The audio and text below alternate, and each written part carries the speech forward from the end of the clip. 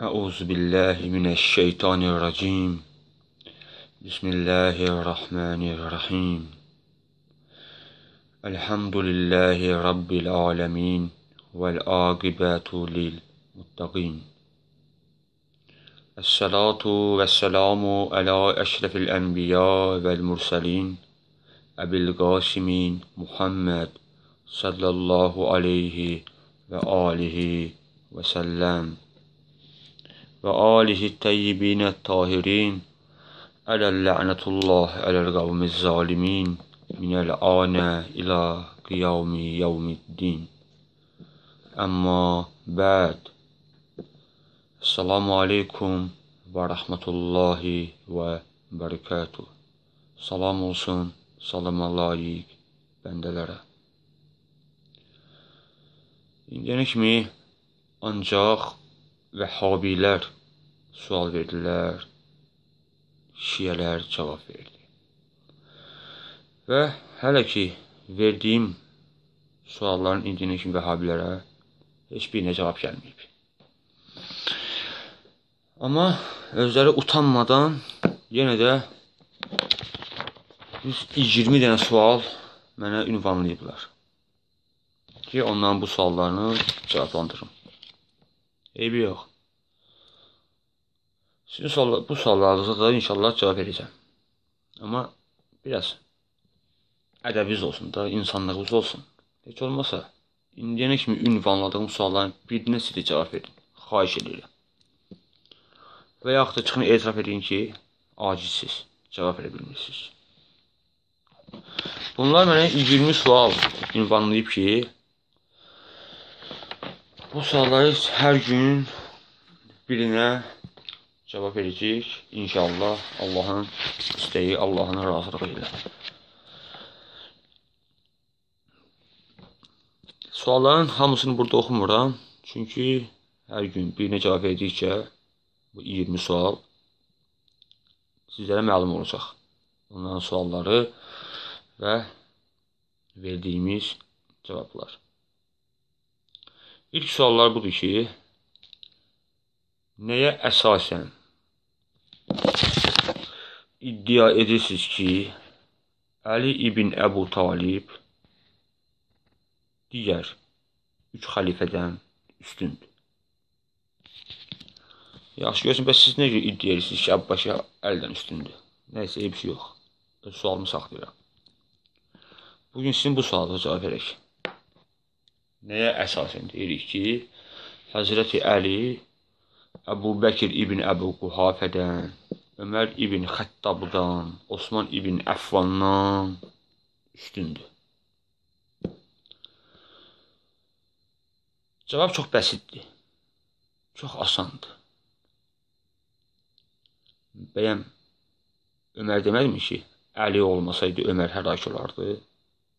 Deyib.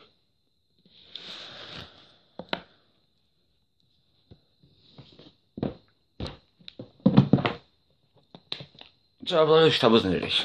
Buxari.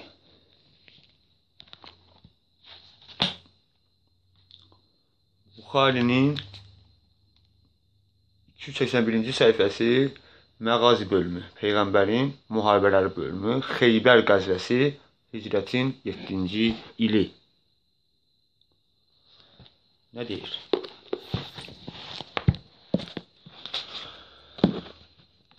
Deyir, yazır. Resulullah sallallahu aleyhi və alihi və səlləm, həmçə kimi alihini mən deyirəm, bunlar yazmırlar. Xeybəri fəth etmək üçün bir neçə dəfə digər səhabələri sərkərdə təyin etdi və Xeybərin fəthi üçün göndərdi. Amma heç biri bacarıqlı olmadı. Və Resulullah sallallahu aleyhi və alihi və səlləm buyurdu. Sabah bayrağı elə bir şəxsə verəcəm ki, o Allah və Rasulunu sevir. Allah və Rasulu da onu sevir. Düzdür. Peyğəmbər yanında çox sahabələr var idi ki, Peyğəmbər onları sevirdi. Peyğəmbər sevirsə, yəni Allah da sevilmiş. Amma burada Peyğəmbər sallallahu aleyhi və səlləm bir şəxsə vurğulayır bunu. Bir şəxsə. Bəyəm ondan qabaq göndərdiyi sərkərdələri Allah və Rəsulu sevmirdi. Nəyə görə məhz burada dedi, səhər bayrağı elə bir şəxsə verəcəm ki, Allah və Rəsulu onu sevir. O da onları sevir. Və deyilir, o gün səhabələrin bir çoxu sübhə qədər dua etdilər ki, ey kaş səhər Rasulullah sallallahu aleyhi və səlləm bayrağı bizə verərdi. Və səhər açıldıqda Peyğəmbər soruşdu, Əli hardadır? Əlini mənim yanıma gətirdi. Əbu Talibin oğlu Rasulullah sallallahu aleyhi və səlləmin qarşısına gəldi. Rasulullah bayrağı Həzrəti Əliyə verib və onu Xeybəri fəth etmək üçün göndərdi. Birinci cavabımız.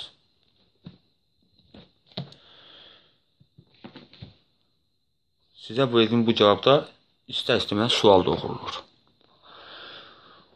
O qalanın fəthi üçün Peyğəmbər sallallahu aleyhi və səlləm Əbu Bəkir sərkərdə təyin etmişdi, Öməri də etmişdi və digər başqa səhabələri də.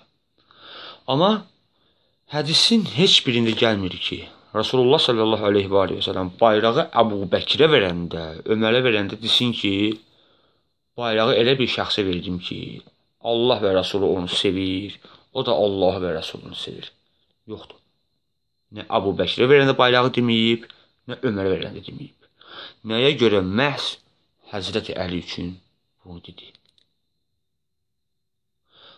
Bu baxışdan Həzrəti Əli ibn Əbu Talib əleyhissalamın onlardan üstünlüyü bilinir, yoxsa yox? Bir də təkrar verirəm cavabı və bu cavab sualla verilir. Sizin sualınıza qarşı cavabdır, amma suallı cavabdır bu. Nəyə görə?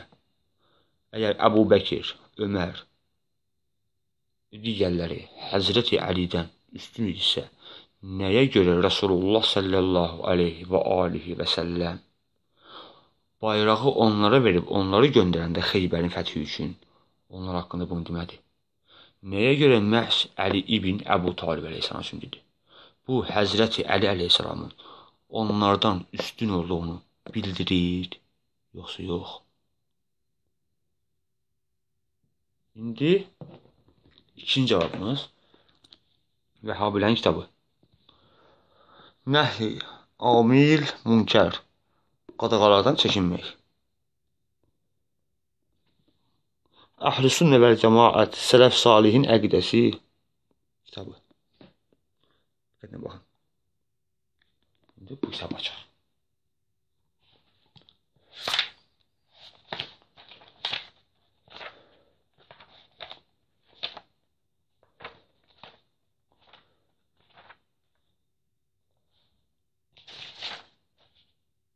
Bu kitabın 250-ci səhifəsində nə deyir? Xəndək müharibəsi haqqında qısa biraz danışır və Həzrəti Əlinin Əmr ibn Əbdavudu öldürdüyünü deyir.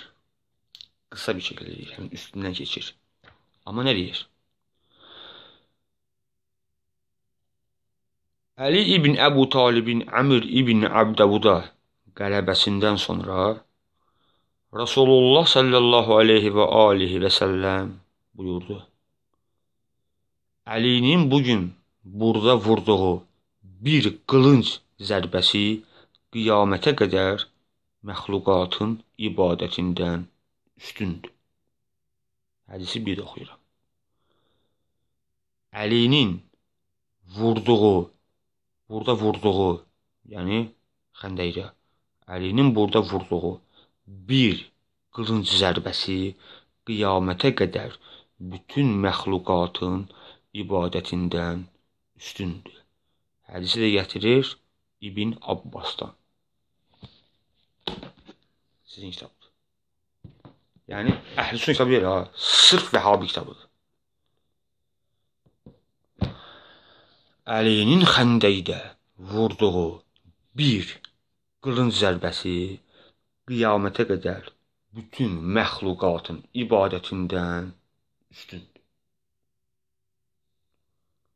Burada ki, Rasulullah sallallahu aleyhi və alihi və səlləm ki buyurur ha, qiyamətə qədər bütün məxluqatın ibadətindən üstündür. Əbu Bəkir məxluqatın içindədir, yoxsa yox? Ömər ibn Xəttab məxluqatın içindədir, yoxsa yox? Osman ibn Əffan məxluqatın içindədir, yoxsa yox?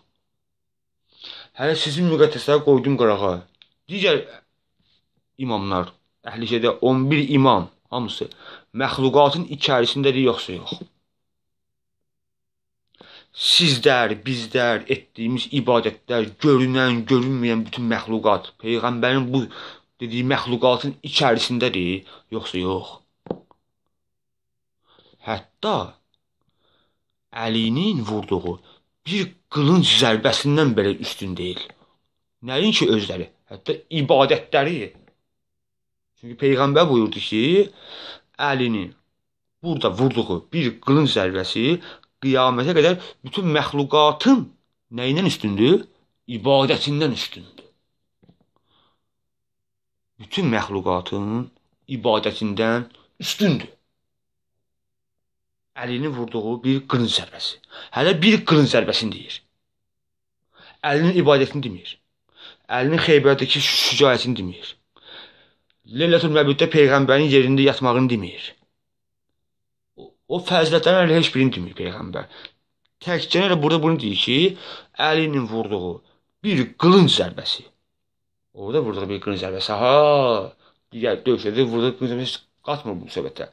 Məhz Xəndəkdə deyib vurduğu bir qılınc zərbəsi qiyamətə qədər bütün məxluqatın ibadətindən üstündür. Təkrar sizə bu sualı verdiniz. Nəyə əsasən Əlini onların üstün bölük?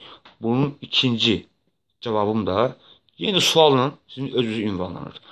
Peyğəmbərin orada məxluqat dediyin içərisində Əbu Bəkir, Ömər, Osman var, yoxsa yoxdur? Onlar məxluqdur, yoxsa məxluq deyildilər? Əlbəttə məxluqdurlar. Çünki aləmlərdə iki varlıq var. Xaliq, məxluq. Xaliq tək Allahdır. Qalan görünən, görünməyən hər bir şey məxluqdur. Yəni yaradılıb. Peyğəmbər nə buyurdu? Sallallahu aleyhi və alihi və səlləm Əlinin vurduğu qılınc zərbəsi Xəndəkdə. Əmr ibn Əbdavuda vurduğu qılınc zərbəsi qiyamətə qədər bütün məxluqatın ibadətindən üstündür. Bunlar heç Əlinin bir qılınc zərbəsinin üstünlükləri yoxdur. O ki, qalmışdır Əlinin imanını biz bununla müqayisə edəyik. Əlinin şücaətini yoxsa müqayisə edəyik. Əlinin yoxsa elmini müqayisə edəyik. Bundan heç bir müqayisə yeri yoxdur. Niyə? Çünki adicə bir dənə qılınc zərbəsindən üstündür bunlar. Nəyin ki bunlar? Bütün məxluqat. Adicə bir qılınc zərbəsindən üstün deyil. Hər halda cavab tutarlı olar da. Sizin öz kitabınızdan oxuyuram. Və əgər ki sizlər Öməri Həzrəti Əlidən üstün bilirsinizsə, biz sizin kitablarla ispat edərik ki, Ömər ibn Xəttab nəyin ki Həzrəti Əlidən Bəni Haşimdən olan heç birindən üstün deyil. İspat edəyək. Səhih Buxari. Siz bu dəlilləri, indi oxuyacağım hədisdəki dəlillə həmşiqəti nəyə? Təvəssül barədə. Amma təvəssül barədə əgər siz bunu öz xeyrinizə istifadə edirsinizsə, Ömərin üstünlüyü barədə bəhs olsa, bu sizin əleyhibizədir. Bu, indi oxuyacağım hədis. O ki, deyirsiniz, ciddicən təvəssül olar, ölülən yox. Mövzu bu deyil, ha. Bu barədə sual var. Amma gələcək dərslərimizdə bunu deyəcək. Amma indi mövzu bu deyil. Sadəcə olaraq, yəni ki, bu açıqlama verim ki, başa düşəsiz mən nə demək istəyirəm cavabda. Deyirsiniz ki, əgər ölüdən təvəssül olsaydı, o ki, Ömər ibn Xəttabın Peyğəmbərin əmisi Abbasa təvəssül yağış istədi, ha. Deyirsiniz ki, orada nəyə görə Peyğəmbərin qəbrini yox, Abbasa təvəssül elədi. Bu mövzunu saxlayaq. Buna cavab verəcəyik. Amma həmin bu hədisdə Sizin əleyhinizə çox böyük bir şey var. Buxari yazır, mühəndis.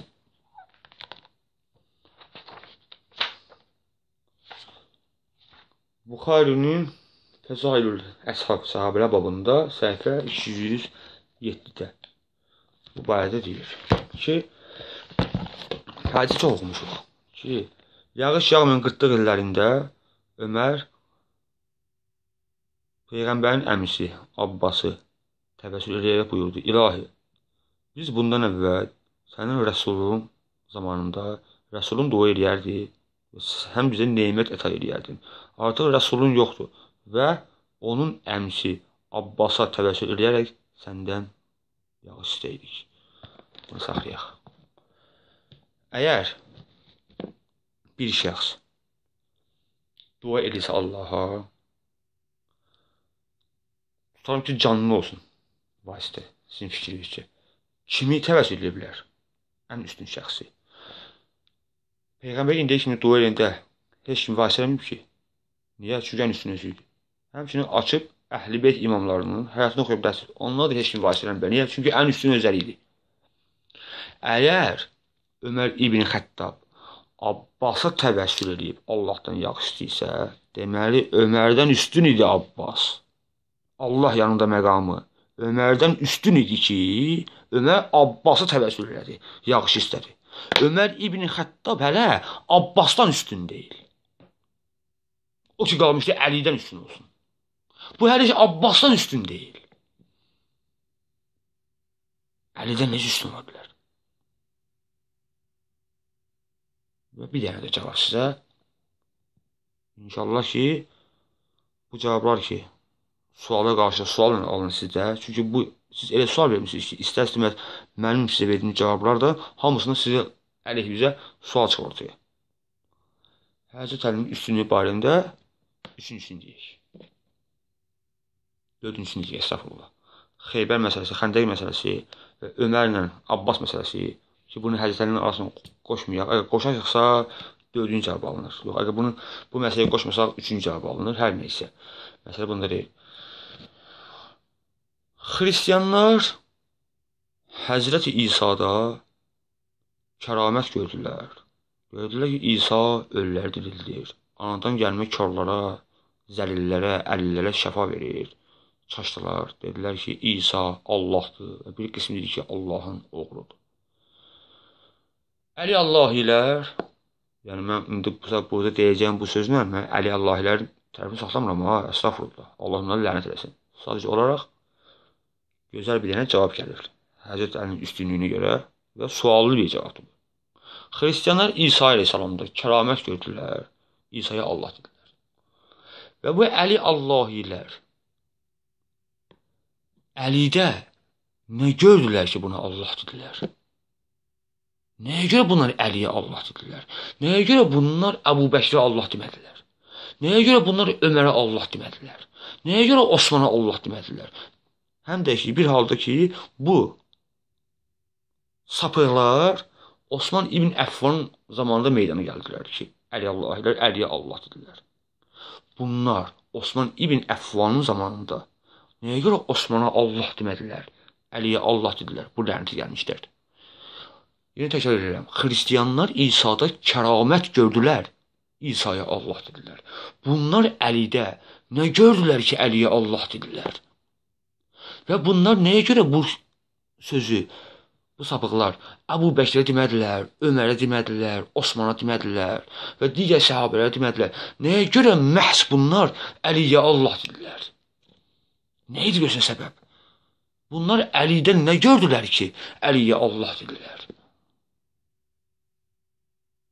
Məncə, burada verilən cavablar qane edəyəsiz. İnşallah, hər gün verdiyimiz sualların bir cavablarını verəcək Allahın rizayəti ilə, inşallah. Amma sizlər də biraz ədalətli olun. Arada bir, sizlər də mənim sualıma cavab verin. İnşallah. Salam olsun, salam Allah'a bəndələrə. Əssalamu aleykum və rəhmətullahi və bərəkatuhu.